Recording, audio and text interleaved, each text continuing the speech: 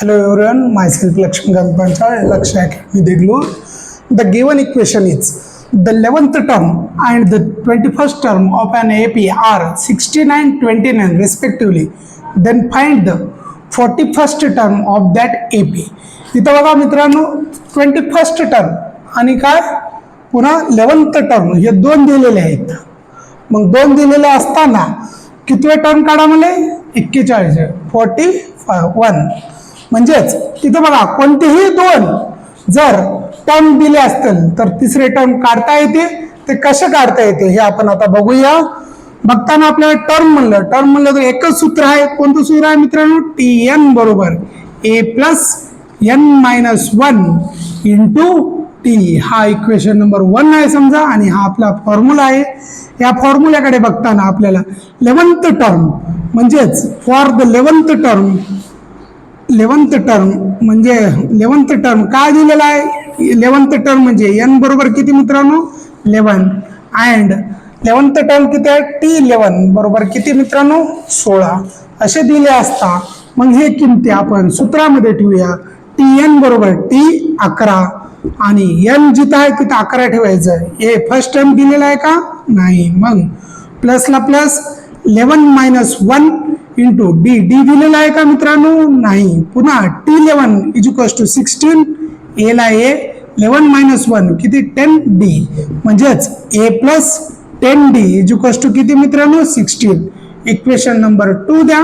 पुन्हा for the कशासाठी मित्रांनो 21st term for the 21st term म्हणजेच n बरोबर किती मित्रांनो 21 आणि पुन्हा T21 इज इक्वल्स टू किती दिलेला आहे मित्रांनो 29 म्हणजे 29 दिलेला आहे. म्हणजे आता हे दोन्ही किमती आपण ह्या सूत्रामध्ये ठेवूया. n बरोबर आपण 21 घेऊया आणि T 21 बरोबर 29 आहे म्हणजे T 21 बरोबर फर्स्ट टर्म दिलेला आहे का इथं? नाही आहे. म्हणजेच a आणि n किती आहे मित्रांनो 21 मायनस 1 डी. डी ला डी. पुन्हा T21 इज इक्वल्स टू 29 ठेवून टाका. ए ला ए 21 मायनस 1 20 डी. डी दिलेला आहे का? नाही. म्हणजेच a plus 20 d is equals to 29. इथं जर बघायला गेलं इक्वेशन 2 आणि 3 मध्ये हा ए व्हेरिएबल याच्या खाली ए आणि डी च्या खाली डी म्हणजेच हे कोणते आपल्याला कोणते इक्वेशन भेटले? Linear equation in 2 variables. कोणते कोणते व्हेरिएबल्स आहेत? ए आणि डी. मग ए चं कोएफिशियंट किती आहे? 1 आणि इथं ए चं कोएफिशियंट पण 1 आहे. जर कोएफिशियंट इक्वल असतील आणि साइन जर समान असेल तर आपल्याला काय करावं पडते? इक्वेशन 2 आणि 3 चे सबस्ट्रॅक्टिंग करावं पडते. म्हणजेच आपल्याला असं म्हणता येते सबस्ट्रॅक्टिंग इक्वेशन 2 and 3.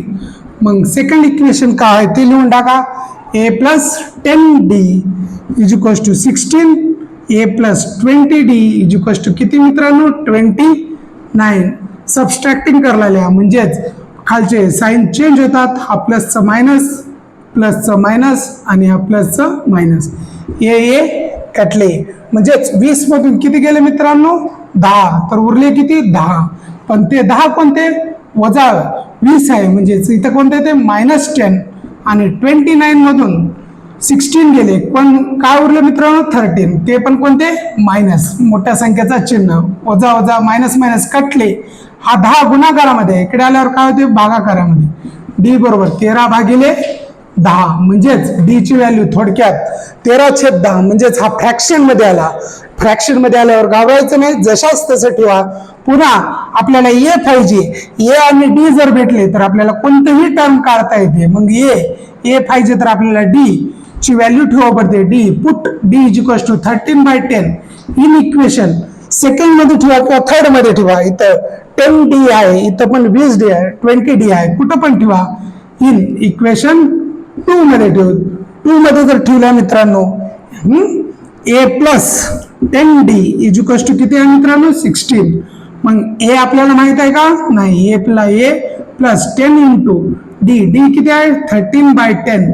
16 ला 16 10 कडले ए प्लस किती मित्रांनो 13 इज इक्वल्स टू 16. हा प्लस 13 आहे, इकडे गेल्यावर काय होते मायनस 16 मायनस 13 म्हणजेच ए बरोबर किती मित्रांनो 3. जर आपल्याला ए बरोबर 3 भेटला आणि डी बरोबर 13/10 भेटलं तर आपल्याला किती कोणतेही टर्म काढता येते. म्हणजेच आपल्याला कोणतं टर्म काढायचं आहे फॉर 41st टर्म. म्हणजेच आपल्याला n बरोबर किती मित्रांनो 41 घ्यावं लागेल आणि a बरोबर किती 3 आणि d बरोबर किती मित्रांनो 13/10.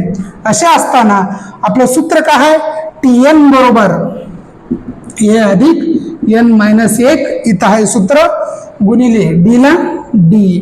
मग tn किती आहे n बरोबर 41 ठेवून टाका 41 इज इक्वल्स टू a किती आहे 3 प्लस 41 मायनस 1 d किती आहे 13/10.